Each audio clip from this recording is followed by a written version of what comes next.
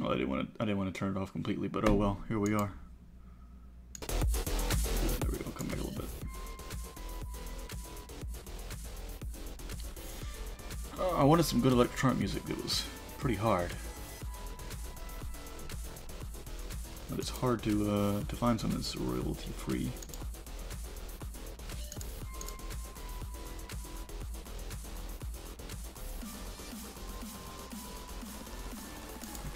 I kinda wish Discord would stop blowing up for just a hot second. I gotta get my story ready. How is everyone? Everyone doing good? Everyone having a good time? I hope so. Hope we're all doing just dandy.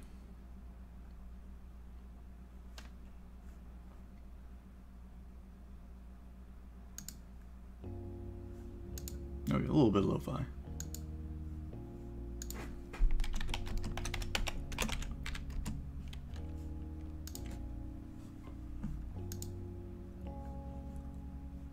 Oh, how you doing, Mandy? I know it's been a hot moment.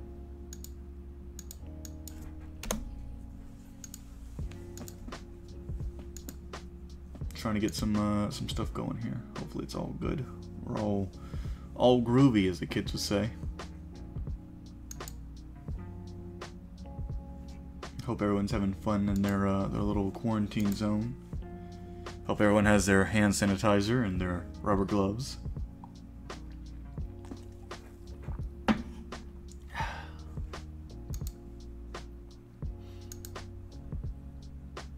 Alright. Give it just a minute.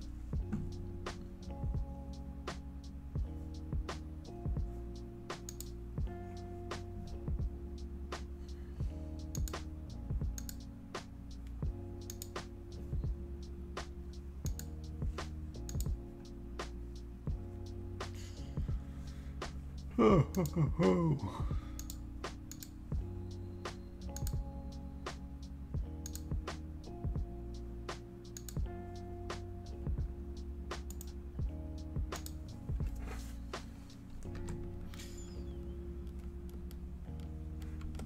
Just do a little promotion there. There we go. I think we're good to go. All right. Give it just a minute. Let a few more people hop in before we go strolling around.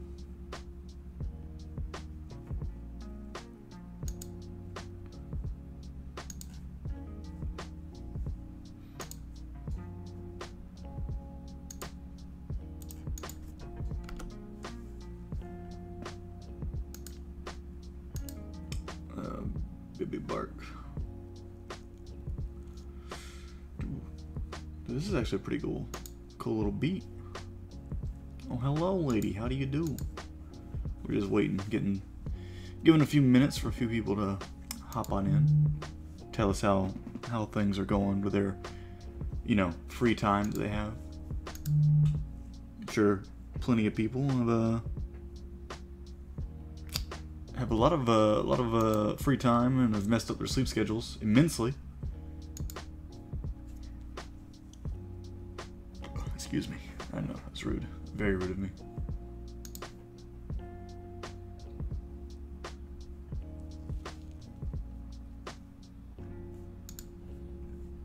You have brought your nuggies? Oh, wonderful. That's fantastic. Super duper, my friend. And pop this up real fast. There we go. Boom.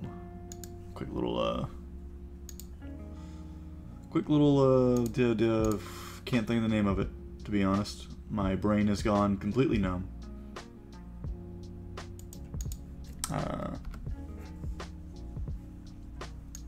I legitimately have no idea what I was just talking about. Oh yeah, my art. I'm putting that art up there. I've been looking at it and I couldn't think of anything. I decided to have something moving for the most part while we stream, while we wait. I figured what better than my own glorious emotes.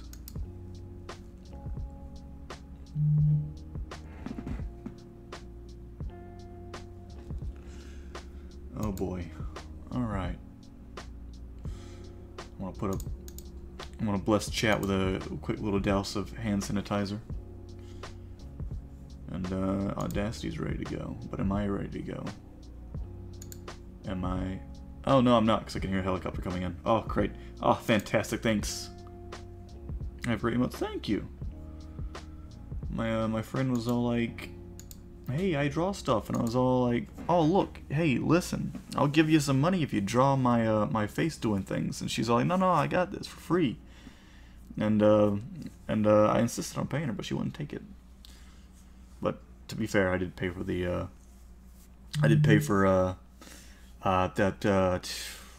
what was it? We were doing D&D, and I paid for the room that we rented out, because there was like 8 people doing it. By the way, that was an awful experience. I take that back. It wasn't really awful. It was fun. It was just a daunting task, really. But you know, we live and learn, and we move on. I honestly enjoyed it. So. Oh God. Twitter blows up as I sort of do all this. Dude, let me close it down. Sorry, Twitter. Can't have you destroying my audio recording here. Okay. There we go. All good. We're all good. Twitter has been silenced. So it can't bother us anymore. I'm trying to find some music real fast while we wait. You know what, I could probably find some spooky music. Let's do that. Let's find something spooky while I get things ready. I need to have an actual like playlist that plays during all this, but I'm what you would call woefully underprepared.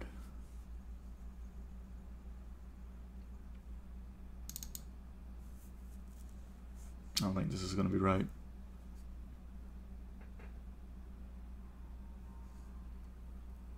I need something that's kind of got a good sort of soundscape to it. So let's find. You know what? Let's do with this. I like this. I'll put it on loop. And we can change it after a while. Cause I'm a big Resident Evil fan. I love me some Resident Evil. Oh, you retweeted it? Thank you. Thanks, fam. I appreciate that. Because we're ready. We're good to go. We're Gucci, as the kids would say. Hopefully my voice comes in nice and clear. And the music isn't overpowering it. Yeah. Apparently, hopefully I can stay awake too. Good lord. Alright. So that's put up. Sit back in my seat. Get my self comfortable. No, things seem to be quiet now. It took literally right as I was started up for things to quiet down, but I'm highly afraid that someone's going to make some sort of loud ruckus. And you know how I feel about ruckuses. Ooh, it really ruffles my old man feathers. I need to sit down for a day and mess with some things, some settings. Finagle a few bips and bobs. Crack my knuckles. I am popping the neck bones. Stretching it out, getting ready. I did some vocal warm-ups before I started. Not much, because yeah, I'm like I said, woefully unprepared. But we're good. I think we're all ready to go. And so now we can start recording.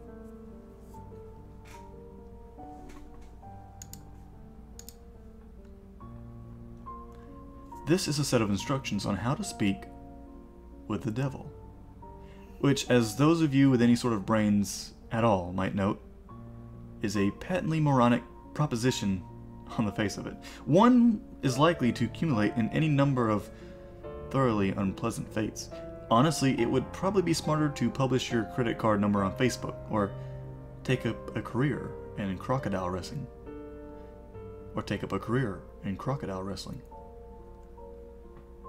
But then, that isn't going to stop you, is it? No. Not if you're sincerely interested. At least...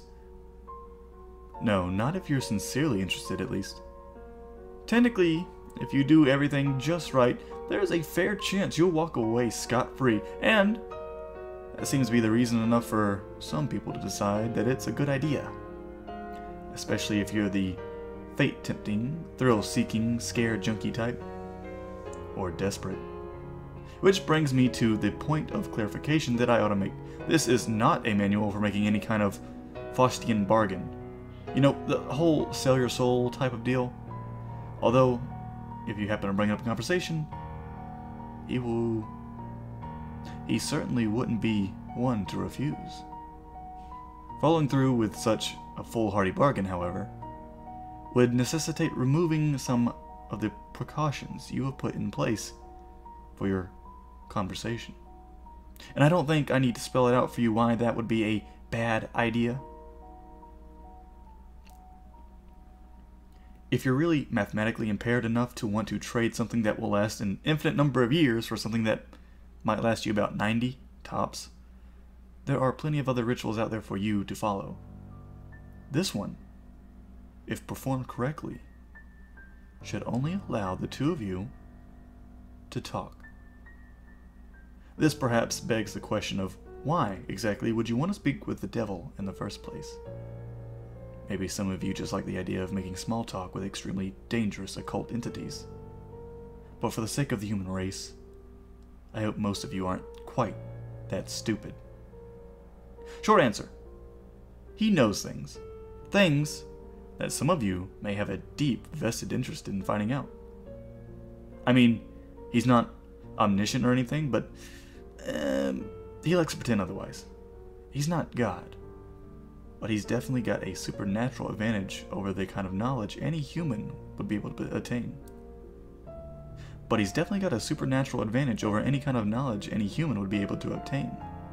For example, he probably wouldn't be able to predict when the next world war will happen, or tell you the cure for cancer. But he could very well be able to predict the winning numbers of tomorrow's $500 million Powerball drawing, or tell you what deadly, undiagnosed condition might be afflicting one of your loved ones. Of course, the Prince of Darkness doesn't just go around giving away winning lottery numbers to anyone who asks, and trusting any sort of information obtained from a being commonly described as the father of all lies is liable to land you in a worse situation than when you started. However, if you're really dead set on finding something out, and you've exhausted all of your other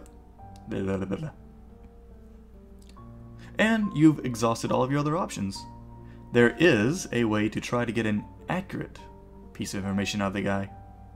You see, like so many of the more urban villains in popular culture, the devil has a bit of a penchant for games and gambling. Of course, the reason he likes him so much is that he almost always wins. Unless you happen to be a fiddler named Johnny or being represented by Daniel Webster, you're probably going to get your ass handed to you. But if you are determined enough and want to face the risk along with the odds, there's a certain chance. There's a certain game of chance the two of you could play to try to win the information you need. First things first, though. We'll start off with the description of the summoning process, then get into the rules of the game, some tips for how to play, and finally, of course, the inevitable litany of arcane shit you might have to go through. Because things will go horribly wrong. In order for you to contact your conversational partner, you will need to go to church at midnight. It doesn't matter what kind of church, large or small, old or new, liberal or conservative, just as long as you're sure it will be empty. The last thing you want is for some preacher to walk in while you're in the middle of this, and for the sake of the preacher's well-being, as much your own, the process will probably work best if you try on a new moon. Or a full moon. Or Friday the 13th, or Halloween. You know what? The actual day is less important. It's kind of the psychological effect it has on you. As long as you don't try it on Christmas Eve or something stupid like that, you'll be fine. Time is important, though. You don't have to start or end your ritual exactly at 12 a.m. Greenwich Atomic Time or anything like that, but as general rule of thumb, you ought to show up a bit before midnight and have everything set up by no later than 10 or 15 after. Show up a lot before midnight if you know you're doing... Show up a lot before midnight if you don't know how you're going to get in. Shockingly enough, most houses of God tend to lock their doors at night. At least, if no one's there to watch over them. And remember, we want an empty house. Got it? There are, of course, certain things you need to bring, and certain things you can't bring. For this ritual, you will need a full can of salt. You won't need to use all of it, it's just always better to have more than less. 7 candles, red or white being preferable. Something to light the candles with. You would be shocked how often people forget this. Occult ritual or not, they aren't going to magically light themselves. Ooh. A length of red string, rope or yarn or thread, something like that. A full-length floor-to-wall mirror. Ideally, you want to find one that's already present in the church. You can't hear it, but the fan in my computer is going out, and occasionally it just whirls up and gets really loud. So, that's probably going to catch on the recording. Yikes, fam. Alright. A full-length floor-to-wall mirror. Ideally, you want to find one that's already in the church. They're a bit unwieldy to be lugging around during a break-in. However, if there really aren't any there, you'll have to bring your own.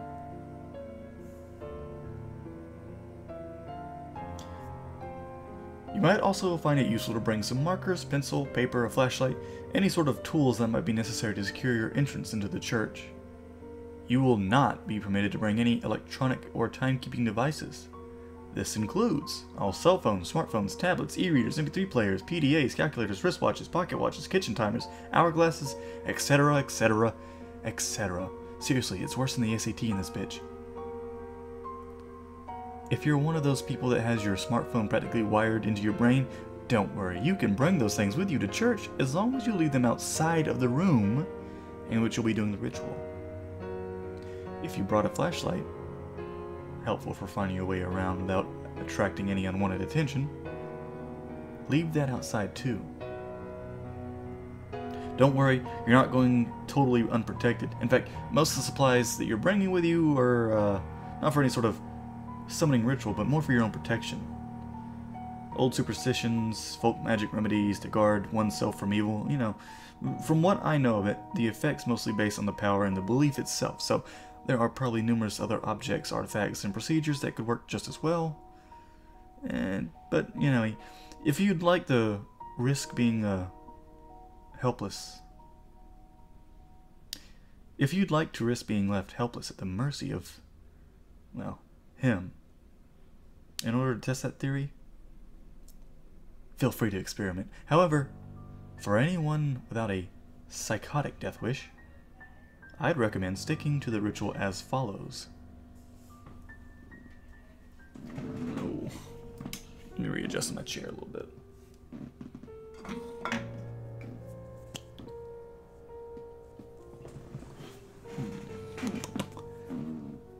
There we go. Alright, I had to apply some of that sweet, sweet lip balm. Ooh, and now I'm fierce, girl. I'm ready to kiss.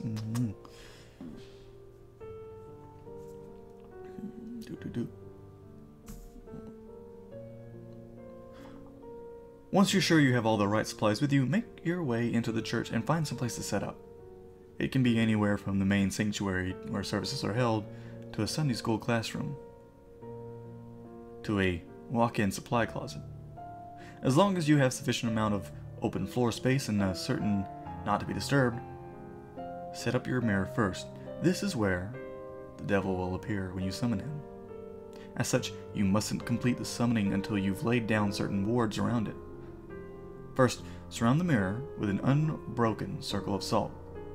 If the mirror is hanging on a wall, lay down in a semicircle around it instead, making sure that the salt touches both ends of the wall. Then, wrap your red string around the mirror several times. The color red, especially red string, is symbolic of protection in folklore of many cultures and religions. This is why it's also good to have red candles. Speaking of the candles, set them up around the outside of your circle, or semicircle of salt, spaced at relatively even intervals. No, you don't have to get a measuring tape and make sure it's perfect, but at least try and make sure it looks good to your eyeball, you know? Also, make sure that this looks decent enough that you can be trusted with matches when you're lighting things up. Light the candles in a clockwise fashion, being careful not to disturb the salt. If you break the circle, you'll have to start all over again. Once all the candles are lit and burning strongly, your protective wards are complete. You are now ready to proceed with the actual summoning. To do so, you must get his attention, and demonstrate your resolve by performing some sort of sacrilegious act in the holy place. Turning a cross upside down, or it's fairly conventional, but it's not the only option. For example, I know of a kid who once fulfilled this requirement by scribbling obnoxious graffiti all over a painting of Jesus Christ hanging in a Sunday school room. The nice thing about turning a cross upside down is, once you finish your encounter, assuming you've survived in one piece, you can just flip it right side up and no one will be the wiser. Sidestepping the relatively minor but still irritating task of having Sunday school turn into a reenactment of the Spanish Inquisition the next month and a half.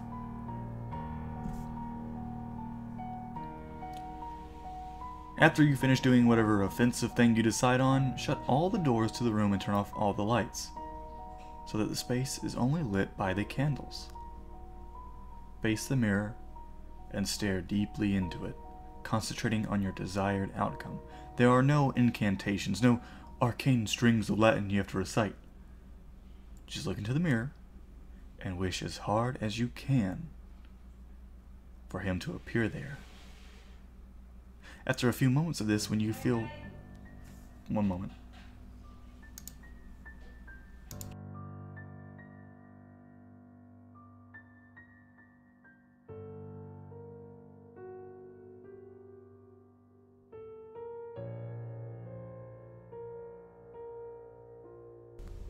Interrupted. Gross.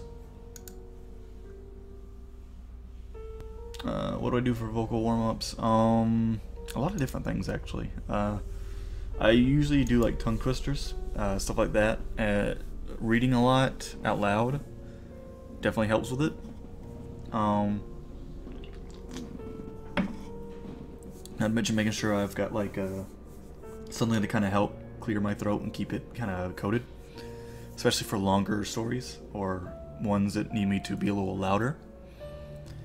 Because your throat is actually very delicate, so when it comes to voice work, it's very, very easy to do damage to it for even simple things. One time I tried really hard. I was like, oh man, I'm gonna get like 3 weeks of stuff done, so that way I can just bam, bam, bam, like have it all upload. Well, I did that on one of my days off, and that was awful because once like I got into a good groove, but like my throat was so sore then 2 days after that I couldn't really speak. So oh boy. So yeah, take care of your throat. Warm. It is like any other part of your body. Before you do exercises, make sure you've done warm-ups. You know, try and make sure things are easier. Oh yeah, for sure. So that's why I typically do. I space things out. Like I could probably get 2 stories in a day, depending on their length and what they require. It also depends on what other things I'm doing. So if there's anything else that comes of it, I change things up. Yeet, well, yeet my feet indeed. Let me get back to the reading. Where was I?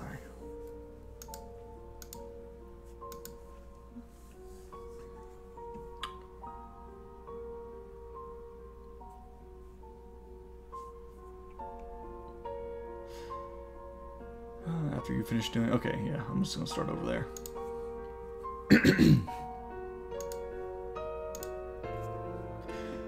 After you finish doing whatever offensive thing you decide on, shut all the doors to the room and turn off all the lights, so that the space is only lit by the candles. Face the mirror and stare deeply into it, concentrating on your desired outcome. There are no incantations, no arcane strings of Latin you need to recite. Just look into the mirror and wish as hard as you can for him to appear there.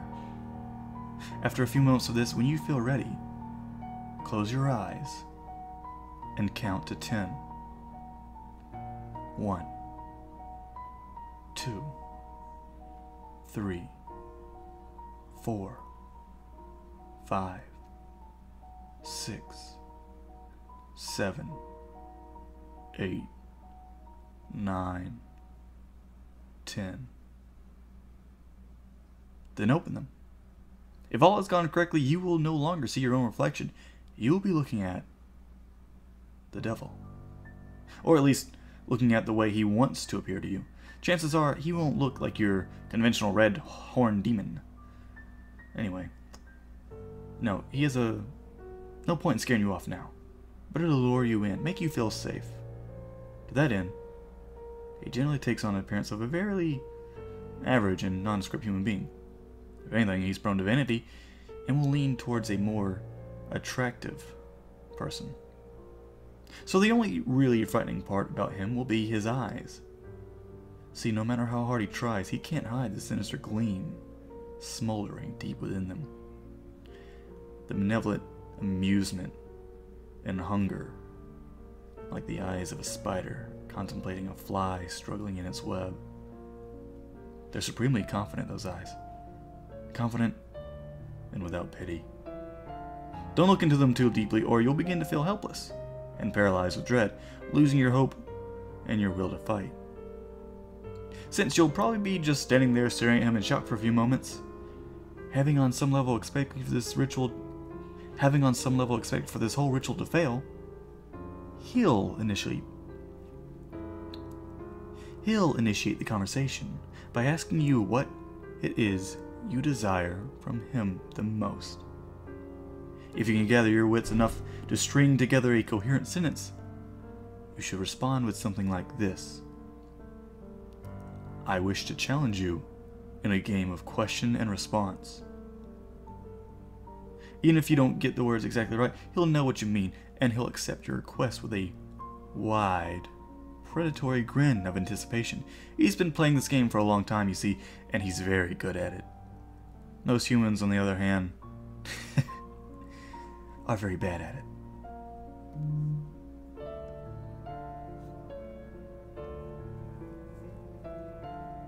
I lost my place. Oh boy.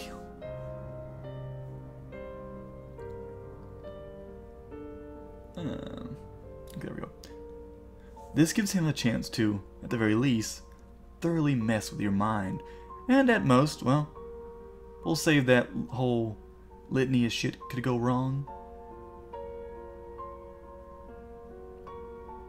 And at most, well, we'll save that for the litany of shit that could go wrong. You have to play it very smart to avoid justifying his expectations. The general rules of the game are very simple, with a few caveats that can make things more complicated. He'll begin by asking you a question. He always initiates the game. It can be anything from a piece of obscure trivia, to a riddle, to an extremely personal inquiry. Don't worry, you won't be immediately plunged into hell if you get the wrong answer, or anything like that. As a matter of fact, he won't even tell you whether you got it right or wrong. After you've answered his question, you get to ask him one in return. Now, here's where the consequences of your response come in. If you answer the last question correctly, he will respond to your question as honestly and accurately as he is able. However, if you answered incorrectly, he is free to lie as he sees fit. Perhaps if you've asked him something you're better off not knowing, he'll tell you the truth about it anyway. More likely, he'll feed you the most insidious, damaging lie he can come up with. Either way, after he's responded, he'll ask you another question, and the process will repeat over and over and over again until he calls it quits. Now, you may be sitting there thinking, that sounds fairly easy. All you have to do is wait for a question you can answer correctly, and then take that opportunity to ask him what you really want to know. Ignoring everything else he said, well, it's not that simple. The devil will never give you an easy question, one that you can completely be sure of. He may instead give you questions that you have some vague knowledge of, that you think maybe you know the answer, but you aren't really that confident in. Thus, forcing you to endlessly second guess yourself, obsessing over whether or not you can trust the information he gives you next. Perhaps you'll think that what he said was a lie, wish it was a lie, but be eternally consumed by doubt, unable to fully convince yourself that you were wrong. Or perhaps he'll have to make a huge choice. Or perhaps you'll have to make a huge choice based on the information that he gave you, and be tormented by the fear and indecisiveness as you realize that your fate, and perhaps the fate of others as well, rests entirely upon whether or not you were able to correctly recall some arcane piece of trivia that you don't even remember now.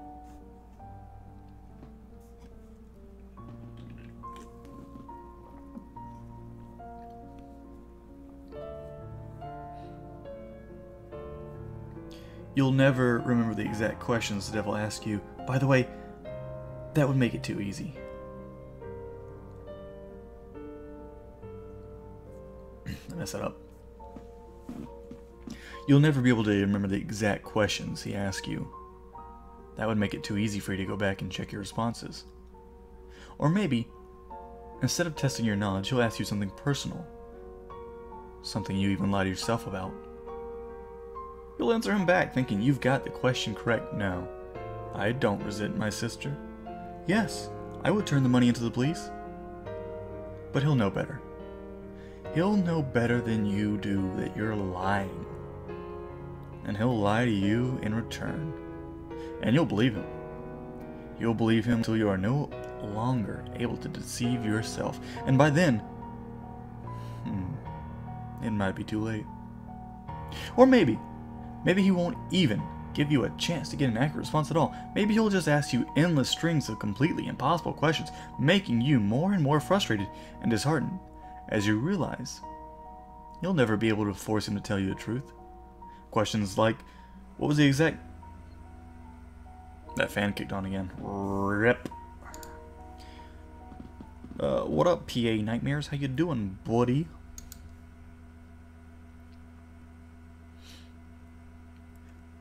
Questions like, what was the exact height of Mount Everest in centimeters in the year 1666?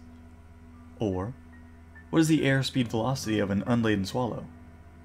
Although, knowing his sense of humor, if he ever asked you the latter one, he might consider African or European a correct response.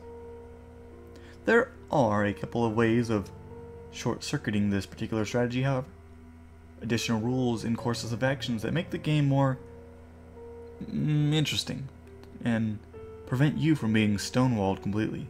Although, in all honesty, he probably wants for you to try one of those options anyway.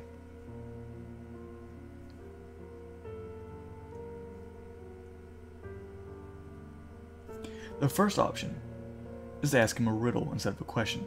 If you somehow manage to stump him and he answers the wrong...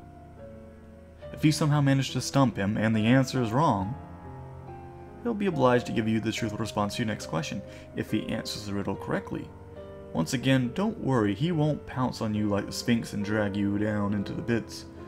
What will happen is that he will get a pass, allowing him to lie in response to one question he would otherwise be obliged to answer truthfully.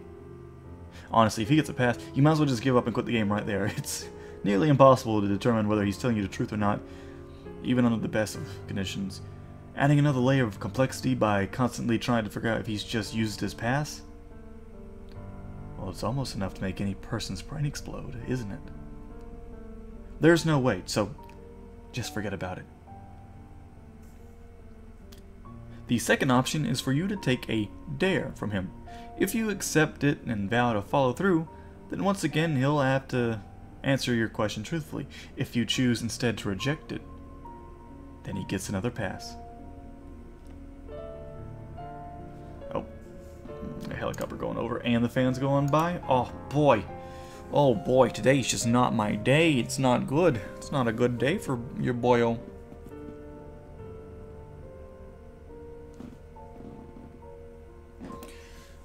Checking on chat. How you doing, boys? How you doing, everybody? We all good, huh? We all eating chicken and petting dogs.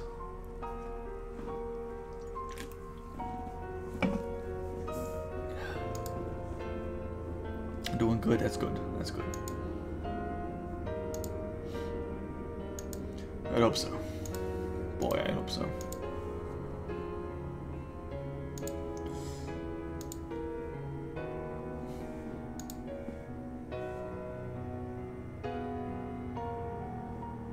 Ew.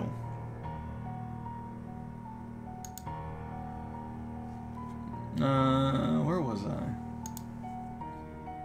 I was looking for something. Cats too? Nah, I don't like cats. I don't like cats. So is the cat person. I'm not. I like dogs. No. Sit back for just a moment. Oh, my old body. I realize that I have missed my point to take my medicine, and that is not good.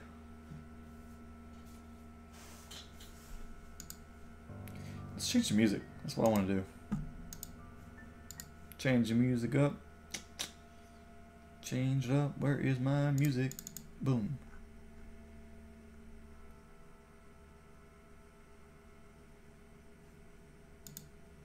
Take my meds? Yeah, they're not important. It's mainly just for like the minor pain of like sitting up a little bit.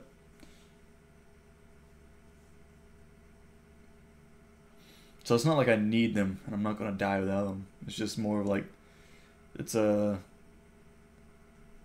just alleviate some pain is all. Horror ambience. Hey, I don't know why I just closed that down. It was good. That's what we needed.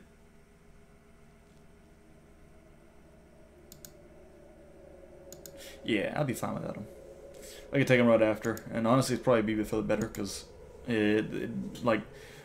so with when I'm back the way it is, it's mainly standing straight up or lay. Like I can't lay on my side or anything too much, and I kind of want to because I want to be comfortable, but it's just like where I got hurt my back and neck made it a little uncomfortable. So taking it closer to bedtime is honestly better because that way it's easier for me to get to sleep. So that seems kind of loud. Ooh. You know what? I know what we really need. I know what will make this Chef. I know what will make this better. Spooky, scary skeletons. Oh boy. Now it's a party. Now it's a shindig. It's a hoedown. It's a hootenanny. It's a real crowd pleaser. And the helicopter's over. So now, when I find my place again, we can get back to reading. I forgot this was gonna be kind of a while of a story.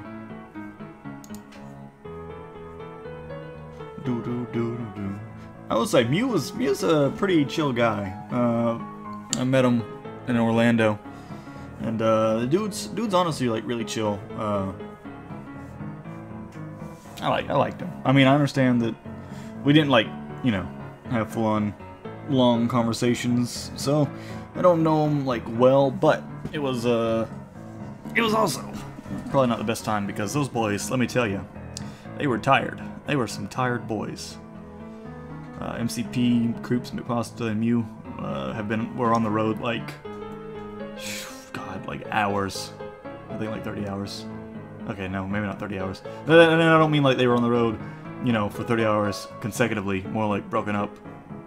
It's probably longer than that, but I'm just throwing numbers out there because, again, I'm what you would call shit at math. Alright. I have legitimately lost my place, but I'm coming down from pieces I've already read, so it's only a matter of time before I find where I was.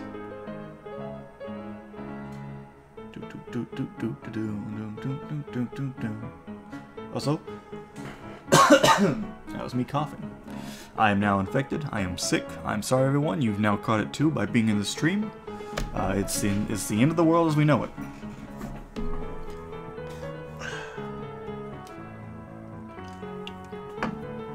All right.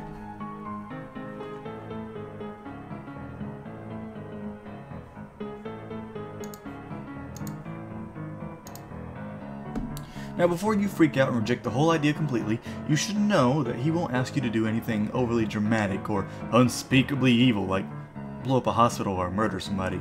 As a rule of thumb, most dares won't involve direct loss of life or any major felonies. However, there are not going to be easy. Inflicting severe pain on yourself, doing something that terrifies the shit out of you, cutting off a treasured relationship, publicly humiliating yourself or someone you love. All of these things and more. Things you might not even be able to imagine are completely on the table. If you're willing to go that far, to put yourself in that kind of position, you'll get your answer.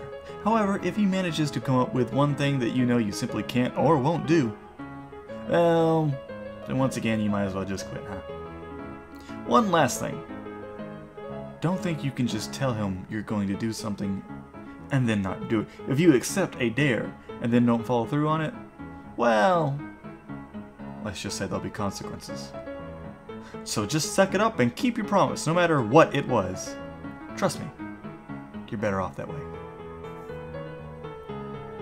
Finally, when you've gotten the information you wanted, or given up on it completely, you may end the ritual by simply thanking the devil for accepting your request, bowing politely at the waist, and bidding him farewell. The surface of the mirror will seem to swim and flicker for a moment, and then you'll be looking at your own reflection again. Only when you are absolutely certain that you are looking at your own two eyes again, may you turn away from the mirror, flick the lights back on, and begin dismantling your protections. Now, and this is important, even if you haven't gotten the information that you wanted, you must end the ritual in this manner before 66 minutes have elapsed. I suppose the technical little, Well, I suppose that technically you have 66 minutes and 6 seconds. Yeah, subtle, right? But if you're seriously going to try and cut it that close without any kind of timekeeping device, you're probably screwed anyway. I cannot emphasize enough how important it is that you keep this time limit. I'll save the reason behind that for the end, but don't skip ahead. I've got a few more important tips on how to play. Be very careful what sort of personal information you give out. Try not to talk about yourself, especially your emotions and problems, any more than absolutely necessary. This guy knows human psychology like the back of his hand, and he will get inside of your head. It's like talking to Hannibal Lecter. Give him enough to work with, and even if you don't believe a single word he says, he'll find ways to fuck with you like nobody's done. If anything he asks you even remotely makes you feel uncomfortable, do not hesitate to lie through your teeth. There will be plenty of other questions. On a similar note, try to keep the game on track and moving briskly. Unstructured interactions of any kind are kinda meant to be avoided. Chances are that at some point he will try to draw you off on a tangent, discussing something that fascinates you, analyzing a response you've given him, or finding some other excuse to speak at length without moving the game forward. This is not just a waste of valuable time, but also another excellent opportunity to mess with your mind. If you choose to give him a riddle, use one you've made up yourself. If your riddle has ever been written down anywhere at all, from the pages of The Hobbit to the long-lost tome of ancient magic, he'll already know the answer. That said, it has to be a legitimate riddle, with the answer that makes logical sense from some angle. You can't just ask him something like, "What's green and has 10 legs and hops?" and then claim for some explicable reason it was marshmallows. Nor can you ask him a straight question like, "What have I got in my pocket?" He probably already knows that anyway.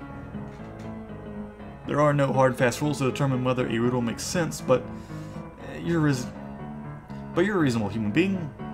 Your ancestors ate from the tree of knowledge. Please, for the love of crap, use some common sense. If you choose to take a dare, there is a slight, teeny-weeny little chance that the devil will ask you to do something seemingly easy. Deliver a letter, for instance, or scribble a 10-digit number in a public restroom stall. If he does ask you for something like this, and you have even a shred of common decency in you, do not accept. Chances are that he's using you to further some sinister plot. One liable to ruin the lives and harm a lot of people. Who knows, maybe you're the type of person who really doesn't mind that thing, or throwing an unknown number of total strangers under a bus to find out what you want to know. But be aware that that is what you're doing at the very least. Last but not least, be aware of the time. It might be helpful to do some practicing beforehand to get a feel for how long an hour is without a watch. The devil will probably put off discussing the things you're most keen to find out for as long as he can, and as you near the 66-minute deadline, he'll start trying harder and harder to distract you, captivate you, and otherwise keep you playing until it's too late. He'll string you along, feed you little glimmers of false hope, keep you thinking, just a few more minutes, I'm almost there. Yet don't fall for it, alright? Don't go over the time limit no matter what. Now, you might be thinking that this game really doesn't sound all that dangerous so far.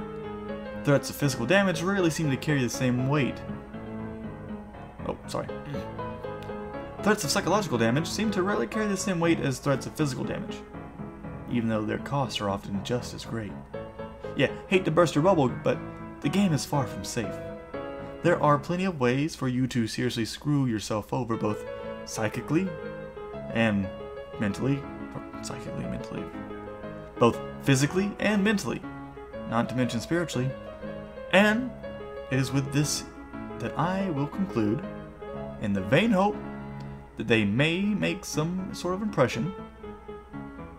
First, while you are speaking with him, do not let him out of your sight. Keep staring into the mirror no matter what. He will undoubtedly try various tricks to make you look away. You will hear noises behind you, feel eyes on the back of your neck, see shadowy phantoms writhing in the depths of the mirror. A cold breath will blow on your neck from behind, smelling like the crypt. A deep silence will settle, only to be interrupted by a loud smack directly behind your head, giving you about the worst jump scare you've ever had. Hell, the devil may even abandon a measure of his own dignified facade and give a sudden jump of feigned shock, shouting loudly and pointing behind you with a very convincing look of terror on his face. Whatever he might test you with, you must not look away from him.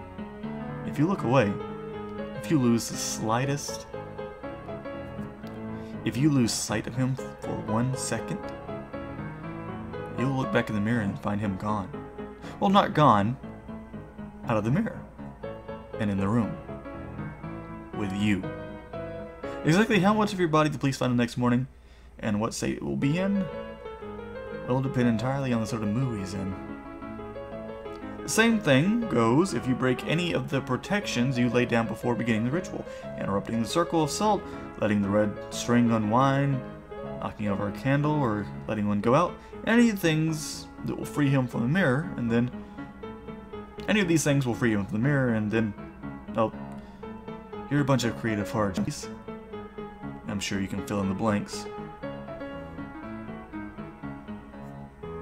On a different topic, you may reach a point in the game, probably after a long series of maddeningly impossible questions, where the devil asks you a deceptively simple question. What is your full name? You must not give it to him. Names can be things of great power. Although the devil will, of course, already know your name, telling it to him is, it's akin to inviting a vampire into your home. Your name is deeply synonymous with your own. Your name is deeply synonymous with your own inner self. Thus, giving him your name is a powerful symbolic sort of, giving of yourself. So, if you are foolish enough to make that mistake, all of your protections will be for naught, and he will seize upon your unwitting offer with malicious glee, stealing away your soul and dragging it back into hell. At least this way the police will find a complete body. As a matter of fact, your vacant shell will be totally unembellished. In fact, your vacant shell will be totally unblemished, seemingly having dropped dead of sheer terror. Last but certainly not least, there is the matter of what happens if you go over the time limit. See, this is arguably the worst thing you can do.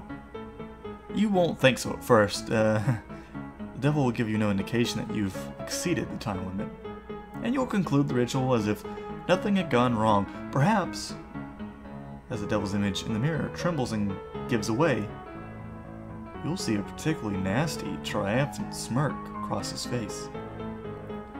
But this will be easily dismissed as your imagination. We'll turn the lights back on, gather your belongings, and go to leave the room, but when you open the door, you will see nothing. That's right, just a flat white void extending infinitely in all directions. Only the room which was reflected in the mirror now exists. Oh boy, I felt like I had a sneeze there for a second and it went away.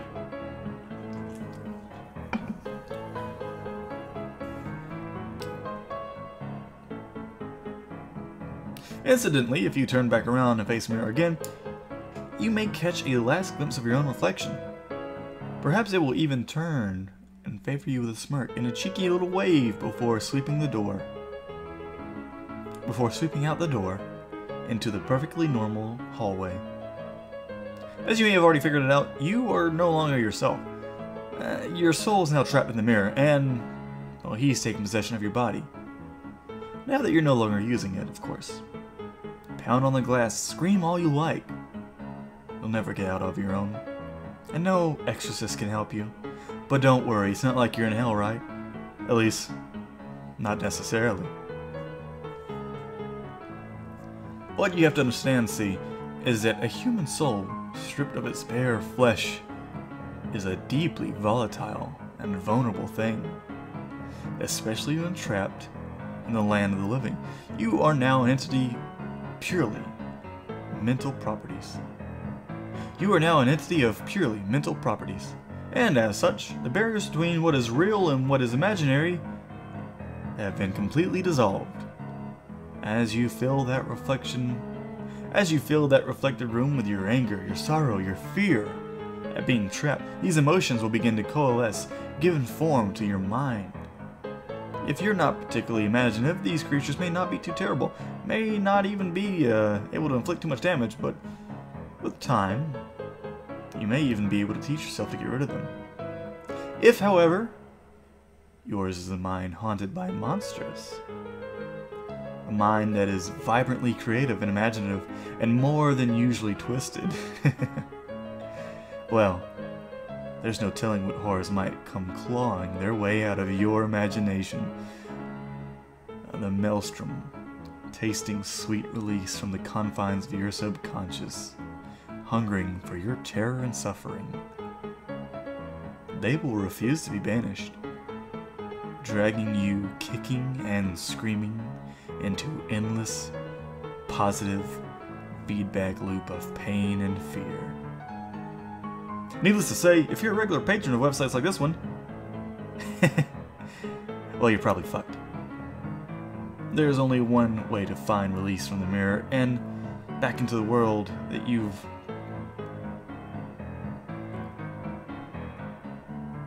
There's only one way to find release from the mirror and the world that you've created therein. They say that if you call to him once more and ask him to free you from the mirror, he'll be willing to take you out. For the usual fee, of course. Who knows, maybe your imagination is twisted enough to, Who knows, maybe if your imagination is twisted enough to, create a personal hell that leaves you begging for the real thing, hey, those talents like that could be put to good use. There are several billion people in the world, after all. Hell, even the devil himself can't be messing with all of their minds at once. Talented help is always appreciated. Of course, the corollary between your being trapped inside the mirror is that the devil now gets to do whatever he wants in your body until sunrise. At around that time, your body will mercifully drop dead from the strain of the possession. Autopsy will probably identify the cause of death as a coronary event, you know, like a heart attack or something like that, but don't get too relieved. He's perfectly capable of stringing up a lot of trouble in those few hours. For instance, he may decide to do something big and dramatic like purchase a large meat cleaver and go on a murder spree, starting with all the names in your address book and working his way down to complete strangers, if he has the time, of course. Or perhaps he'll focus on only one person, someone who trusts you completely, using your persona to get in with them, to get him or her alone and vulnerable. And then, well, no need. Oh God, I'm choking on air. I broke the mood. I'm sorry. I breathed in too sharply.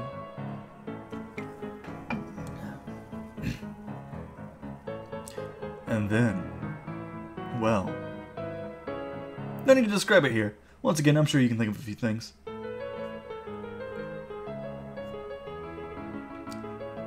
Starting to see why I call this the worst outcome yet? Of course, there's also a chance he won't lay a finger on any of your loved ones. Instead, deciding to do something a little more subtle, a little more insidious. Like drop off a few nondescript, unmarked packages on certain doorsteps in the dangerous part of town, or locate a particularly dusty, age-yellow text in the storeroom of your local library, and intentionally misfile it in the young adult literature section. Or whisper 7 very choice words into the ear of the distracted...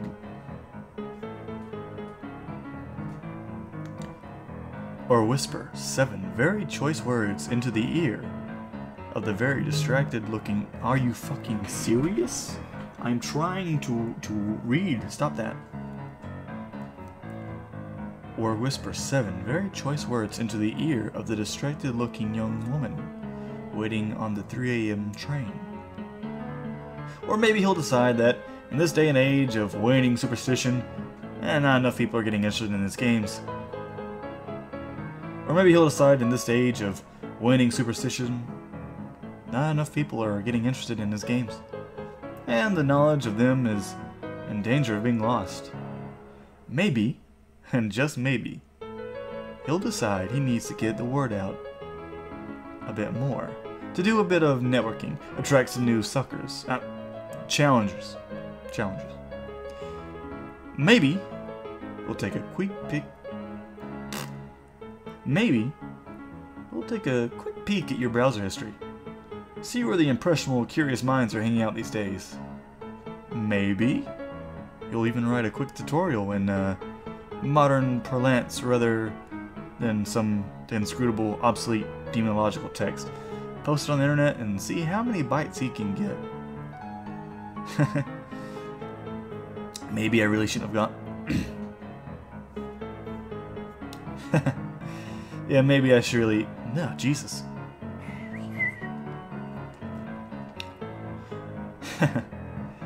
Maybe I really shouldn't have gone there. But if you've made it this far without shying, a little twist at the end isn't gonna keep you off, is it, dear reader? I'm sure there are plenty of intrepid adventurers among you with burning questions you'd like answered. And you're all a very smart bunch. You know the pitfalls, and you know the conventions. You live and breathe this sort of thing, do you not? There's no way you'd fall into any of these obvious traps, right? You're not some Dick or Jane off the street after all. You'd be bringing a whole new level to the competition. Oh, excuse me for just a moment. I think I hear someone calling for me. What? You went out that badly? Already? Must be one hell of an imagination you got on you. Perfect.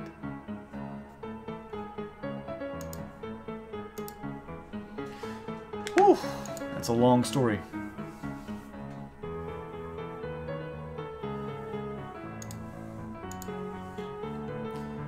Yeah, I'm doing good. I just messed up.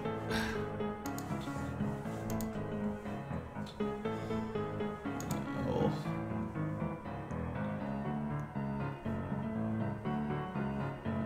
Save. Project as.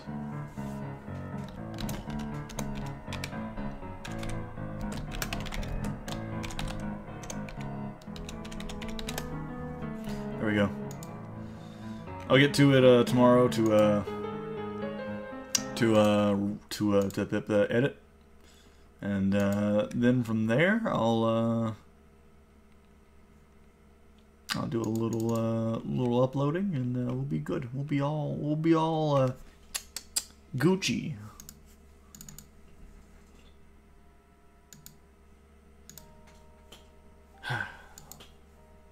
Well, that bad doesn't. We've had a lot of fun here, boys and girls, I'm not gonna lie.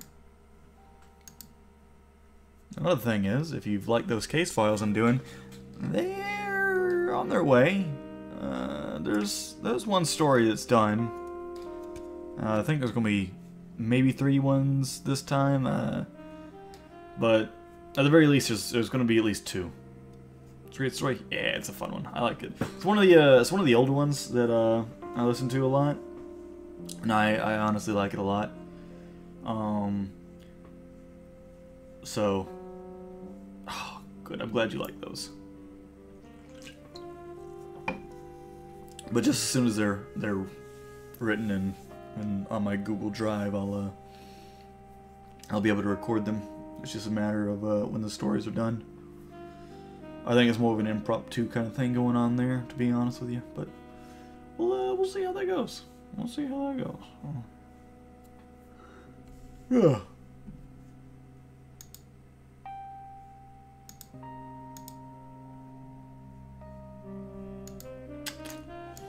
Alright. Close that down. Close that down too. Oh. Well, I'm gonna play a little bit of the old Vitcha games, and from there, I'll go to bed. That's about it. My night's winding down, boys and girls, and I appreciate everybody who showed up. It's nice having you guys come on in and talk too. I enjoy it. Friday might not get might not get the video, but we'll see what we get. If it's not Friday, at least Saturday. Sometime this weekend. I'm gonna put it at. Alright, well, enjoy, and I'll see you all later. Good night, everybody.